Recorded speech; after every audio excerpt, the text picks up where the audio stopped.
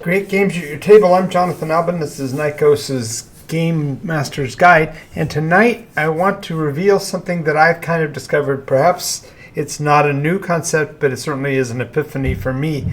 And that is that the time-honored, well-loved movie, The Princess Bride, has some hidden wisdom for game masters, storytellers, and dungeon masters that in today's modern world, that classic film really provides us some well thought out and well needed wisdom in today's world. Let's get started, shall we? But before we do that, make sure you push all the buttons down below to let the algorithm know that you are part of our audience. Alrighty, so let's get right after it.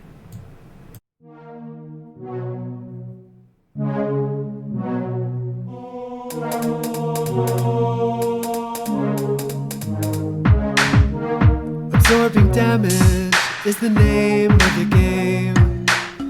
From the claws of monsters or the heat from a ball of flame. Our strength in numbers is a roll of the dice. Alright, so this is a message I think that came upon me because I just recently read the 2024 Dungeon Master's Guide, the preface and the first few pages, and I saw something rather alarming in that section, and it has everything to do with this phrase: who says life is fair?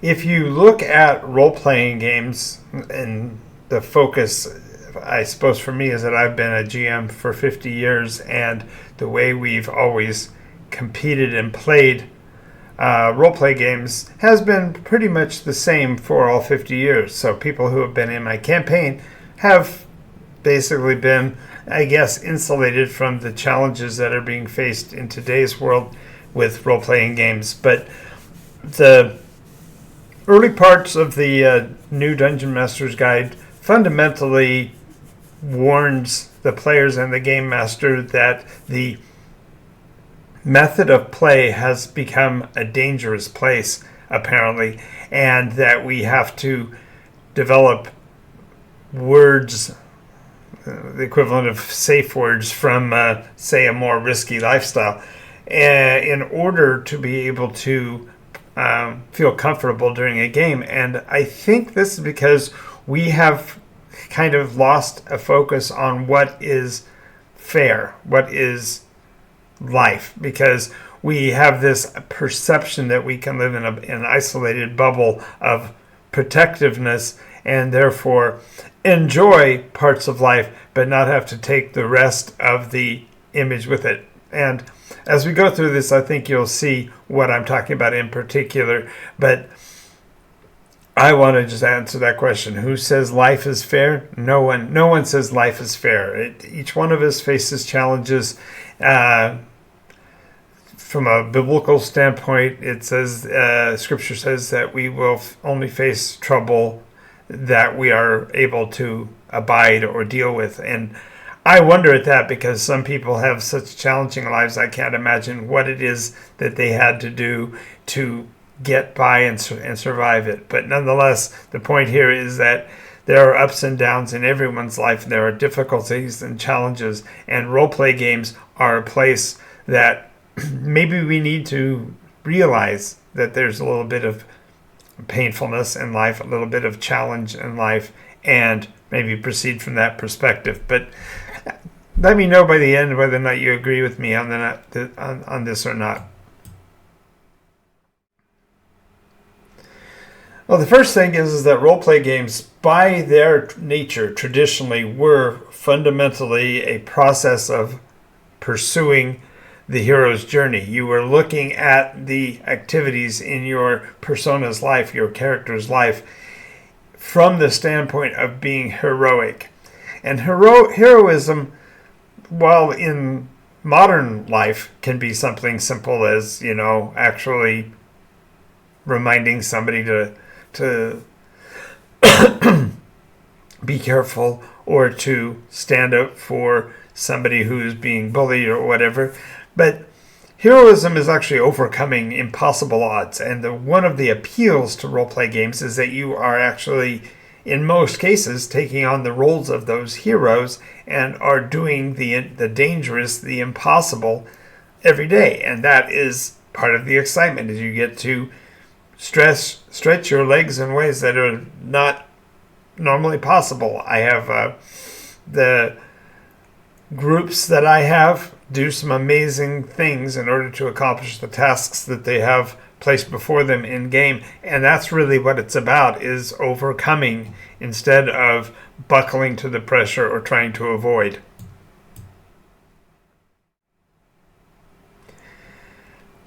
I've seen a lot of role-play games that are fundamentally slice of life. You're living a day by day. You're perhaps in a campaign setting where each week your group meets at the local bar, and then they go out and they fight a monster, and then they come back home, and that's the extent of their engagement. There's no drama. There's no dealing with loss. There's no dealing with the dangers involved. The challenges are suffered through by a broad spectrum of hand-wavium tools. The Dungeons & Dragons 5th edition, which added the concept of the death save, had already made it so that it was nigh unto impossible for a character to actually be eliminated in-game, and it's only gotten worse when we've moved to this slice-of-life modeling, because there's nothing in the game that's a threat. There's nothing ever that's a danger to the players. As a matter of fact, the very element of role play is almost removed, because you are now playing it from the standpoint of a template of no danger. There's no threat. The 2024 rules now call out implicitly that if there's a danger in the game that you don't like, you can use a certain emblem or symbol, and all of a sudden the game master has to revise the story so that it's no longer threatening. And that's boring. If you look at the way children play, no holds barred. Whether you're playing cops and robbers or Iraq War or whatever you want to have as your play mechanism, those children don't think about it, because the pain is fictional. It's imaginary. It's what you hold in your head and you work through it. In the case of a slice of life campaign with no death possible, then there is simply no threat ever faced. And if there's no threat, then there is no excitement. And if there's no excitement or danger, then there's no thrill to the game. So what we're really talking about, though, is to make sure that we differentiate between the YOLO/murder hobo kind of player. The Leroy Jenkins of the world needs to be eliminated. Obviously, danger is fun, but stupid isn't. And doing idiotic things in order to find out what the mechanics in the game are really lends itself to the storyteller not doing his job very well, because he hasn't provided the players with the framework that makes it feel like a natural, real world. And so I'm not talking about taking on that kind of ludicrous behavior. What I am talking about is the fun of facing danger. The idea of the various monsters, whether it comes from the monster manual, your own imagination, or somewhere in between, the threat needs to be visceral. One of the challenges, I think, in the way we're playing role-play games today is the fact that characters don't die, and as a matter of fact, the new mechanism fundamentally prevents it or precludes it, and that kind of defeats the very purpose of the role-play game, because the role-play game allows us to play with ideas that are uncomfortable, untenable. You can't be brave if you can't put yourself in danger, because to be brave, you have to fundamentally operate with a form of informed stupidity, as a friend of mine used to say. Love you, Jay. I haven't talked to you in a long time, but There you go. Uh, the idea of informed stupidity takes it out of actual stupidity. But the issue is that it's still got to be dangerous. There's got to be a threat involved. The monsters have poisons. The monsters have talons and claws. The dangers of falling down a cliff or crossing a rope bridge all has to be visceral. There needs to be a threat, at least implied in the sessions, for the players to actually sink their teeth into it.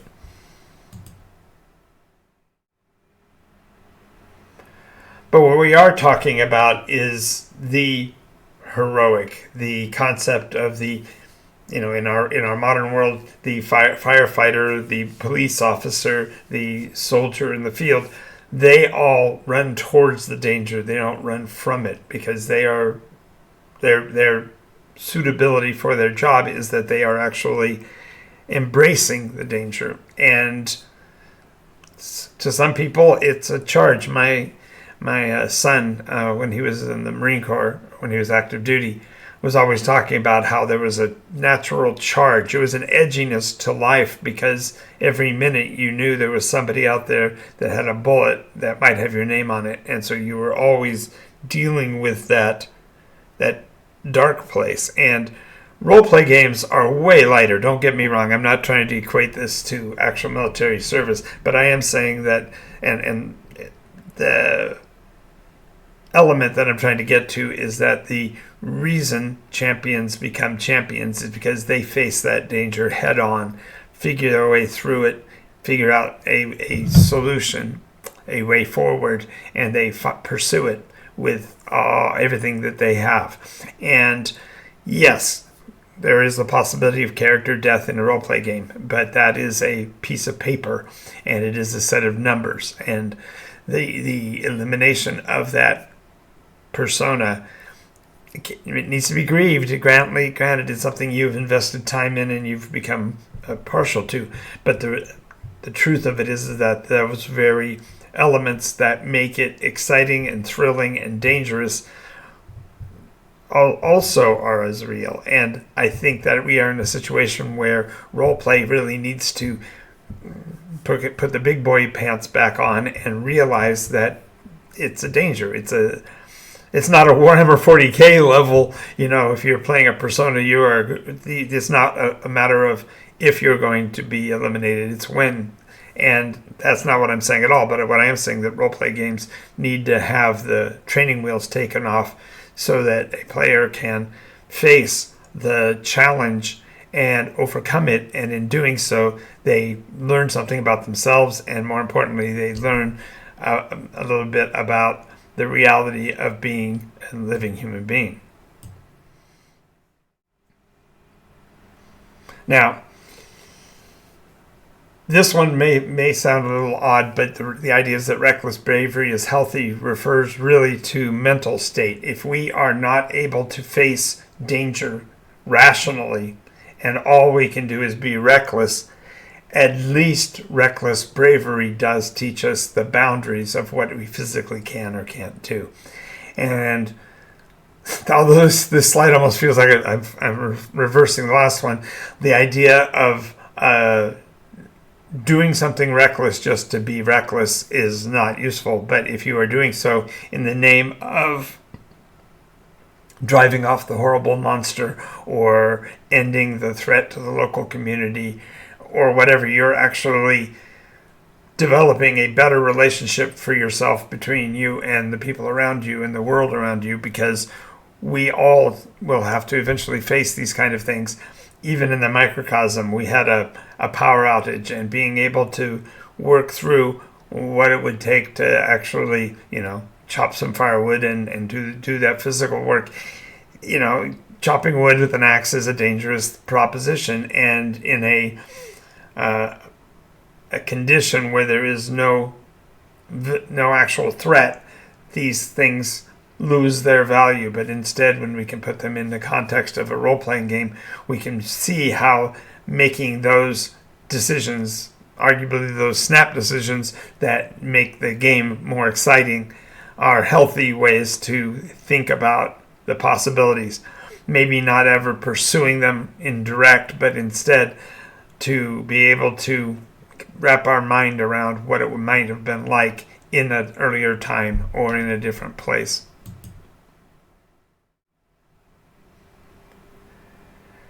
What I'm really talking about is this. If you are going to be fearless, that doesn't mean you put away all fear. What you do when you are being a fearless person or carrying out fearlessness is that you are putting it down, pressing it down, and dealing with the situation at that moment so that you can work through what it would do if you had that kind of pressure on your life. And this means that role play can be very fraught with decision-making worry. Some people talk about analysis paralysis, but that's only if they're not thinking about it in terms of being that person.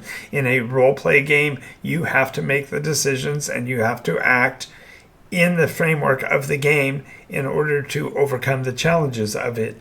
And otherwise, you get rolled over by them. And your ability to become a fearless person has more to do with acknowledging that the fear exists, recognizing the fear for what it is, and then working with that fear and overcoming it. And that is what causes a person to be fearless, to be brave, to be able to be heroic. And all of these are elements that were originally and initially built into role-play games, and it was only through decades of reconditioning that we've kind of let this concept be lost. And so I'm invoking it again for Nikos RPG, but actually all role-play game systems, that we should look at what we can do to put back the teeth of the game so that we feel again. And this is one of the challenges. I've been recently reviewing some of the different like mass shootings and stuff, and you see that the people that are truly heroic in those stories, the ones who actually make a difference, are those that are running toward the danger. And I'm not advocating for being particularly reckless about it, but if you are playing a role-play game, take the training wheels off. Let the danger exist. Let the players feel again, and that will give them a better framework for how to role-play their character instead of just going through the motions with a piece of paper in their hands.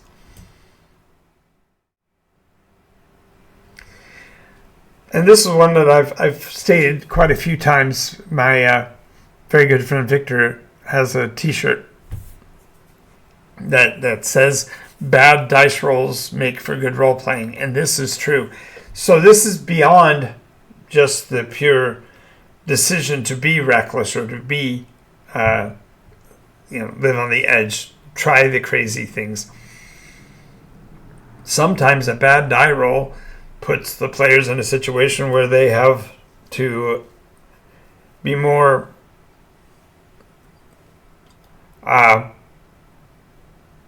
spontaneous, and they have to figure ways around the difficulties, because bad dice rolls represent those bad days we sometimes have. You wake up on the wrong side and you've got a grumpy day and things don't seem to be going well for you. You have to work through it. You have to figure out ways to be able to see past this bad day into the possible good days ahead of us, and bad dice rolls are a way for us to experience that as well. And when we role play, when we take on the role and play as if we are that person and consider the world around us in that framework, it makes us be better, so to speak. We have to learn that sometimes things don't go our way and we can still survive and adapt and move forward. The 2024 rules seem to suggest that if there's a problem like this and you're developing a stress level that is untenable to you, that you can just throw up a certain emblem or a certain mark, and the game master has to take that pressure off. But that's not how the real world works, and therefore it does not help with playing the role. It lets us ignore the role, and I think that really is what leads us to be bad people in communicating with each other, because we're no longer listening to what the other one says, but we're simply, rolling up into our ball and saying, "Protect me, because I can't adapt to this." And the reality is, you can. We do all the time. It's part of human nature. I know that may not be a message that everyone's going to find palatable, but the reality is that if you put yourself out there in a role play game, you get the opportunity to become somebody else, and in that process of thinking in terms of another person, you are automatically becoming more than what you were before. A head parting shot is this: RPGs shouldn't be for the faint of heart.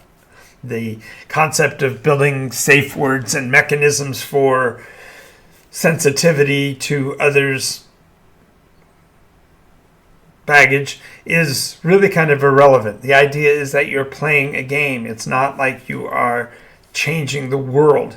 I feel like it's something that changes the world, but that's only because I've been doing it so long that I know that I've seen the changes in people.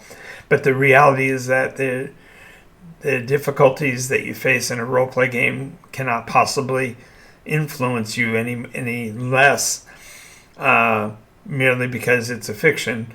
But you have to also be able to internalize what that persona is going through, who that person is, and become, for the sake of the duration of the game, that person. Maybe you're role-playing a character who is a paladin, a warrior, a great champion. They certainly aren't going to face these. They're not going to, curl up like a dayflower and wait for the troubles to cease. They step up, bring out their big bad club, and fight off the enemy, fight off the darkness, and win the day. And we can also do that on our own when we actually remember what it is to imaginatively play. And that's really what Nikos RPG and my entire personal agenda is all about. I want to thank you for having been here today. I hope there's a lot of information from this that you can take away, and I'd love to hear your take on this. What are your ways of putting yourself out there? How do you cover for those moments of internal doubt that manifests in the game, and how can you help others to become more by helping them to stay within the realms and the roles of the characters they've portrayed, and thereby also protect and build your own personality by perhaps taking some of those very mechanisms and putting them into your own lives. Remember, we're here Monday through Friday, generally 10 a.m. and 11 p.m. Pacific, and sometimes I'm off a little bit, and there are times when I can't simply get it done during a week. If you want to help make this a regular and daily channel, make sure you check out our Patreon program, patreon.com/Nikos, so you can see what we're doing. And also, as you saw in a couple of the slides today, the Nikos RPG system is available for sale at the Shopify site, so I'll put that down below. Thank you again, and I hope to see you in the next episode. But before that, as my grandfather always says, it's about time you put down the seriousness and just go play.